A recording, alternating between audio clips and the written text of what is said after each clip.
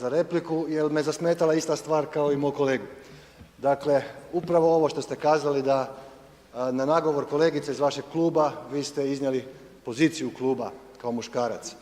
Vidjeli ste u ime kluba SDP-a također je govorio muškarac, ali ne na nagovor naših kolegica nego na naše vlastito inzistiranje i volju. Da li bi muškarci trebali biti predvodnici borbe za ravnopravnost spolova? Slažem se s vama, trebali bi biti suradnici jer je to jednako vrijedna i kvalitetna borba svih osviještenih ljudskih bića, bili oni muškarci ili žene, svejedno. Ali ne zaboravite, nisu žene same sebi ili same sebe proglasile infantilnima kao što ste nam citirali filozofa kroz povijest. Nisu žene same sebi oduzele pravo na školovanje kao što im je bilo kroz povijest oduzeno. Niti su žene same sebi oduzele pravo glasa kao što im je također bilo oduzeto kroz povijest.